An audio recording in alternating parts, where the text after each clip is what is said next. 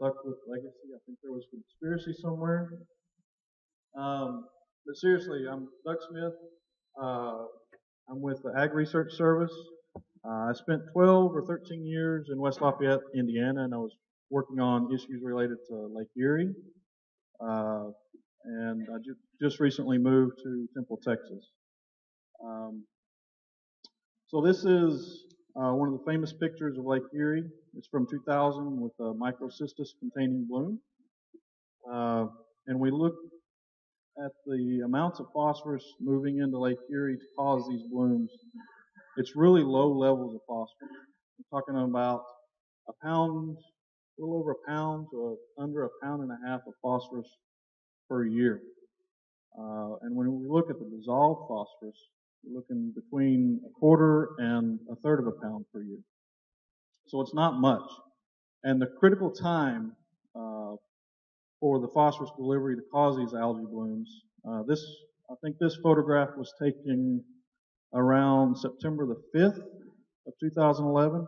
The critical time for phosphorus transport in the lake is about March 1st to June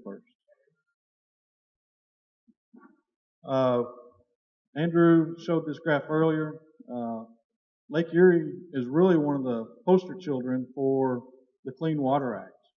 We had all these regulations from the Clean Water Act to clean up phosphorus. Lake Erie is one of the reasons why. You probably don't remember, but Johnny Carson joked that Lake Erie is the place where fish go to die. And it was because of all the algae blooms in Lake Erie. By the mid-1990s, Lake Erie was back. Through the 90s and early 2000s, there was $1 billion a year just in Ohio for Lake Erie tourism. There were about 1,200 charter boats just on Lake Erie shore, or the Ohio shore of Lake Erie.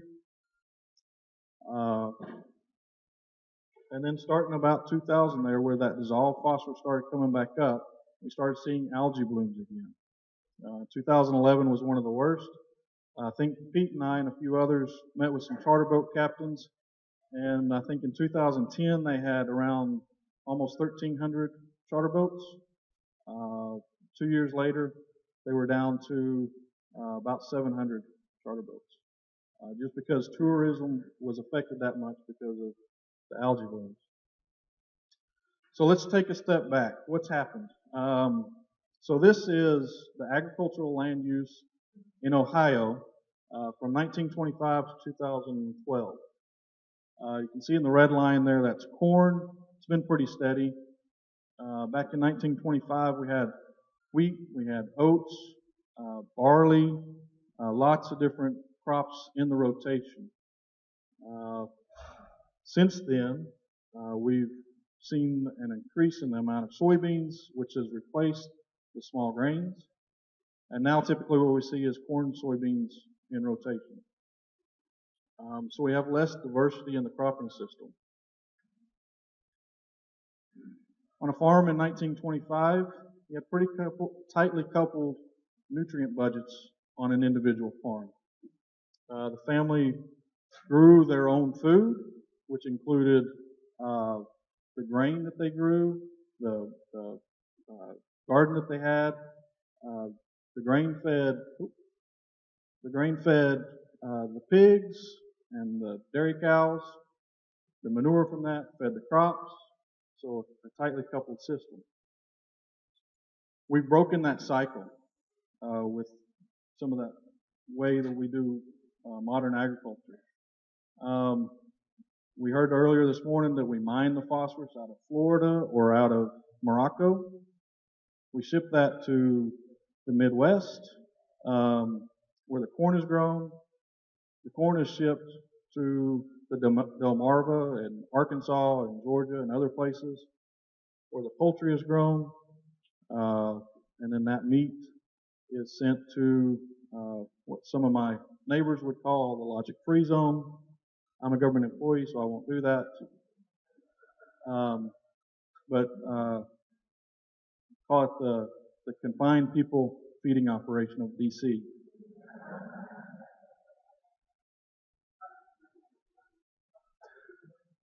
let's talk about what's wrong with the system. I took this slide from Paul Withers, who's a really, really good phosphorus scientist out of England. He's been making the point lately that if we were to design a system to lose or not capture nutrients as efficiently as we can, this is the system that we would design. The crop takes up its phosphorus from the soil. Like I think Pete showed this morning, we've got a real narrow band of where the roots have to come in contact basically with the phosphorus in order to capture it. So we've got this critical soil test phosphorus level that we're looking for in order to feed this crop.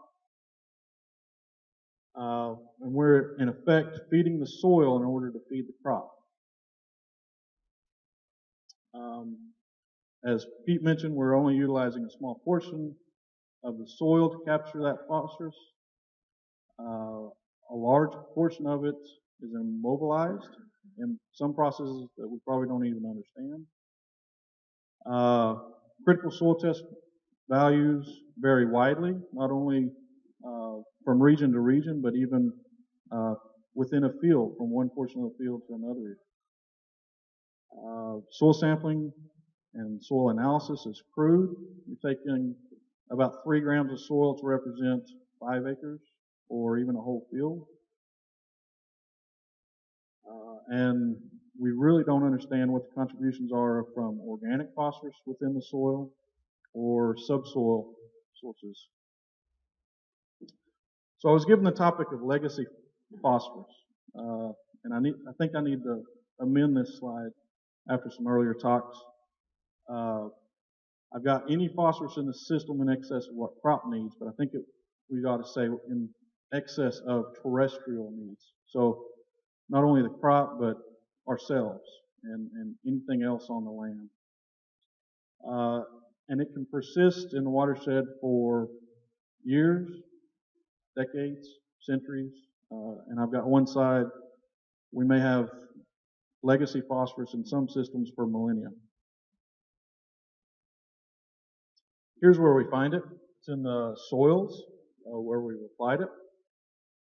It's in the groundwater, as some previous speakers have mentioned.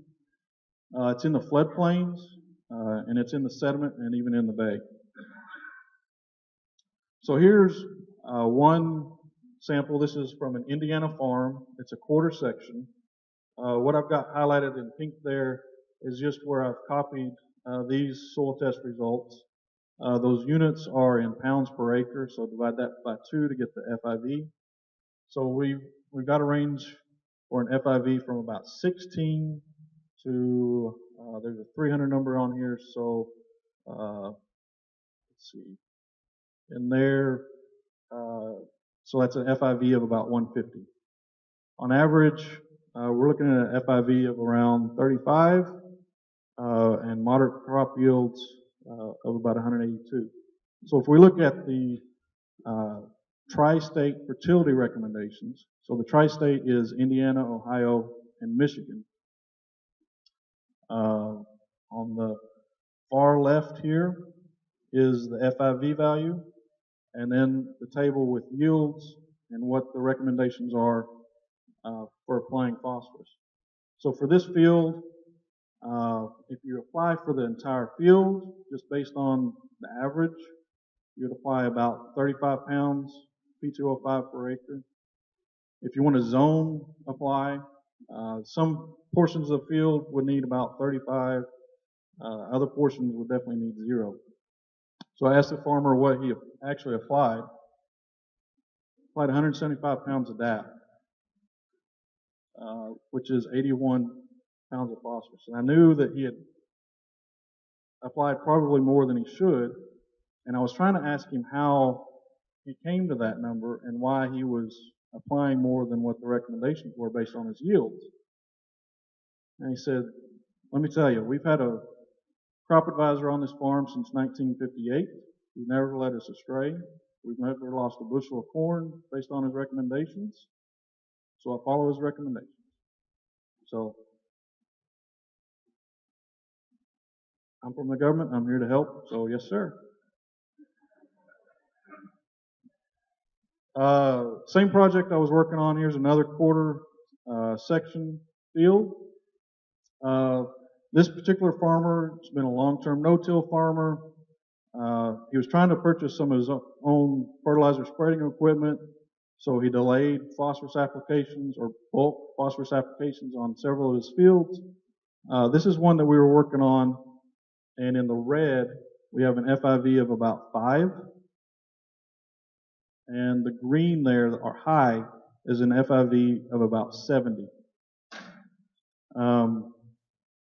So took that, merged it with his yield data, and some of his highest yields. Now, granted, this was a drought year, but some of his highest yields, and I know it's really hard to see, but for corn, our high yields there range from 186 to 354.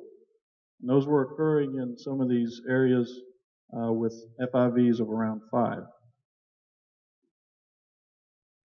So back to the Tri-State Fertility Guide. What should he have been applying? So somewhere between 90 and 115 pounds of P2O5. And I asked him what he applied, since I knew he hadn't applied the bulk fertilizer. He was putting 5 gallons of poly on with his planter. So, according to the Tri-State Fertility Guide, he should have been putting on, 5 times that much, right? So that goes to kind of Pete's point that we really need to study what's going on with our fertility recommendations and start honing in on some of these issues. Our fertility recommendations were not made at a time when we did a lot of no-tillage, so there's some potential that we get extra benefit out of that we weren't aware of previously. Slide that I stole from Pete. This is on the Delmarva. I had an area with FIVs of around 450 or 500. Tried to draw that soil down. And then the soil's got a little bit acid, so they added some lime, and the FIV went right back up. So that's a persistent source of legacy phosphorus in this system. And that maintained dissolved phosphorus concentrations in the ditch right next to it of just over 2 parts per million. It's a really pretty slide. I can see that green really good from here. In the back, you probably can't, so just close your eyes and imagine a kind of a wavy green line that goes down. I stole this slide from Josh, so it's all his fault. But this is phosphorus balance for the state of Delaware. And in the gray there, that's accounting for what's already in the soil. And we've gone from a surplus of around 25 pounds of phosphorus per acre. And then some of the phosphorus index rules came into play, and phytase came on the scene. And we've reduced the surplus in phosphorus quite a bit for the state. When we look at the farm gate, and that's what's in the green there, it's kind of hard to see. We've gone from a surplus at the high end there of about 20 pounds per acre to in 2004, we actually ran a deficit of phosphorus at the farm gate. So let's focus on the right here for looking at management, which includes the soil test. Our surplus in phosphorus for the state of Delaware decreased by 52%. And just at the farm gate, looking at inputs and outputs, our surplus in phosphorus decreased by 97%. Another slide from Josh looking at drawdown of phosphorus, and I think he'll have a slide about this later on.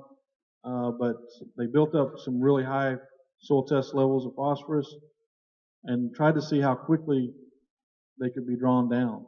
And it's just a very, very slow process. And to get to levels of phosphorus in the soil where you may see a crop response in yield, is liable to take decades.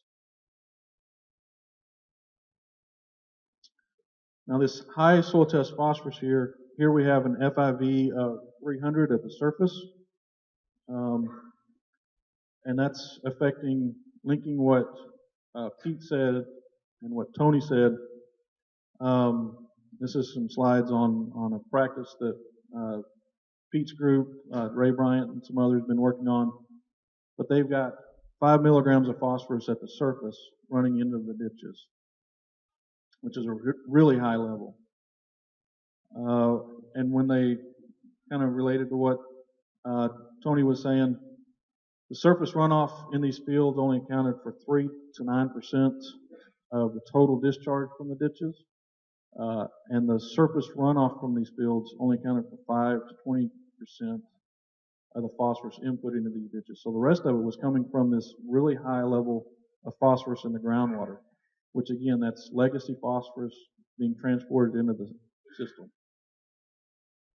Typically, whenever we look at a phosphorus application, whether it be manure or fertilizer, if there's rainfall that occurs really quick, that's when we see really high levels of phosphorus. And then as that time increases, we'll see that concentration come back to background, and it's controlled by the soil test phosphorus. But in these soils, after they applied manure, they still had elevated levels of phosphorus in the surface runoff, as well as what was flowing out of the ditch. And that persisted for several months. Talking about legacy phosphorus in depositional areas. So this picture is taken from Iowa, and it's probably hard to see in the back there, but this is an ag ditch. It used to be a natural stream, and there's really dark soil right there. And they can tell that there's natural soil horizons in that soil below that red line. And then there's been an anthropogenic deposit of soil on top of that. And that was deposited after the sod busters showed up and pulled out their moldboard plows and ripped up the prairie. So there's 6 feet of sediment deposited on this stream. It's really amazing to see. If you go take your bug spray, because there are lots of mosquitoes there. But that's a source of phosphorus that can be transported into the stream and downstream, probably for millennia, I would say. This is from some of our work up in the St. Joseph River watershed, which flows to Lake Erie. We monitored 4 fields, and we came up with phosphorus losses in 2010 ranging from just over a half a pound per acre to 2.7 pounds per acre. So when we take that average, we're averaging about 1 pound per acre, pound and a half maybe. We look at the Maumee River for that time period cut to where our data is, we lost 1.2 pounds per acre. So our fields we selected matched perfectly with what moved out of the Maumee, right? We move up to a 4th order stream. This stream drains about 20,000 acres. And from that site, we lost 1.3 pounds per acre. So here again, our fields are perfectly representing what's moving through this system. At this site, it's what we call a 12-digit huck. It drains about 10,000 acres. Here we're losing almost 2 pounds of phosphorus, but our fields still match pretty well what's being lost through that system. So a lot of times as scientists or as modelers, we take a look at what's coming off of the fields, and if it matches what's coming out of the mouth of the river, we're doing pretty good. But whenever we get up to these upper sites, this one drains about 5,000 acres, and that one drains about 1,000 acres. We're seeing 8 pounds of loss, 4 pounds of loss in the upper reaches of this ag ditch. And several different reasons, but I think it's predominantly dominated by in-stream processes from the system. This is on that same ditch. It's a retired gravel pit, and the drainage board comes through every 2 or 3 years and dip out a section of that right along this bank. This one time they pulled out 400 pounds of P2O5, and if we look at the entire what's in the gravel pit by itself, we're looking at about 4,500 pounds of P2O5 just laying in this reservoir. In the ditch sediments themselves, we've done some studies, and Pete's group has also done some work to look at what happens whenever you flow clean water over phosphorus contaminated sediments. And the sediments are able to buffer the water column phosphorus concentration. So they can capture phosphorus and then release that out slowly over time. This is some work that Andrew did early in his career. I hope people are still using my stuff this long after I started it. But the point I want to make here is this fluvial transport here. Almost 30% of the dissolved phosphorus and 80% of the total phosphorus are transported through fluvial processes, meaning in-stream sources. So if we only look at infield processes, we're ignoring a tremendous amount of what's being transported. Tony mentioned the Conowingo Dam, and I just want to point out, the only point I want to make here is it's about 90% of its capacity for sediment. So that's a tremendous amount of legacy phosphorus right there. And also,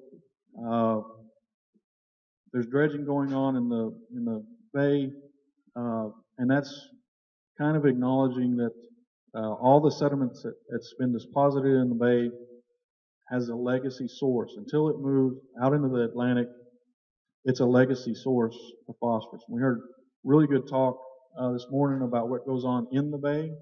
That was an excellent talk, but it seems like maybe in 5 or 6 or 7 years, if we clean everything else up, these legacy sources within the bay will be transported out.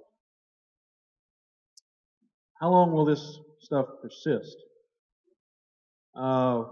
In the channel, we're looking at maybe a year residence time. We just need big storm events to flush it out, really, is what it amounts to. On the soils and the hill slopes, we just need to mine that phosphorus using our cropping systems. That may take 5 years for some soils. It may take a couple of decades for other soils.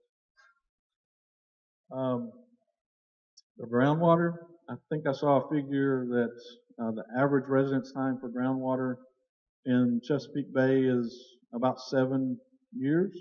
So we may be able to get a lot of that legacy source moved through the system within a decade. Within the lakes or the bay itself, that might take a couple of decades. And I haven't seen any sources of it here, but places like Iowa where you have these riparian deposits of sediment, that may take millennia to get rid of. So at least you don't have that to deal with. In the Lake Erie watershed, we went to quite a few meetings over about a 6-month period a few years ago.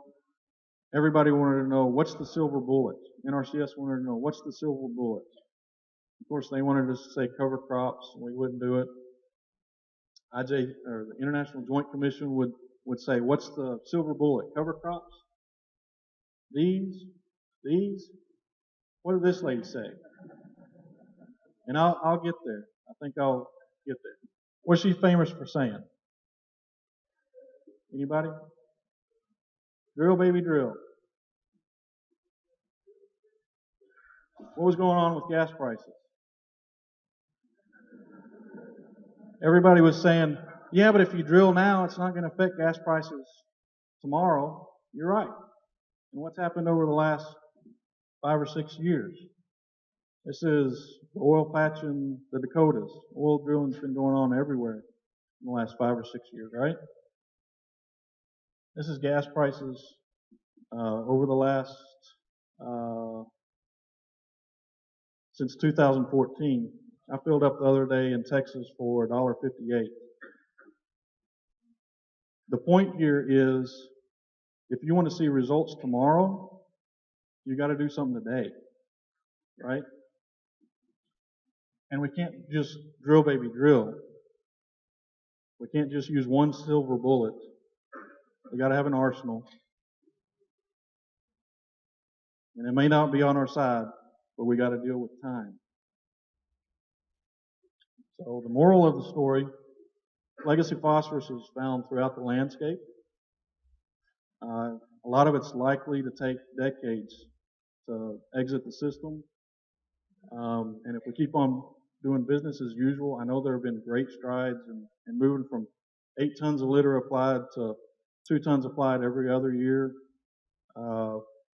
But business as usual in so many facets of what we're doing, all we're doing is really just kicking the can down the road. So that's all I have.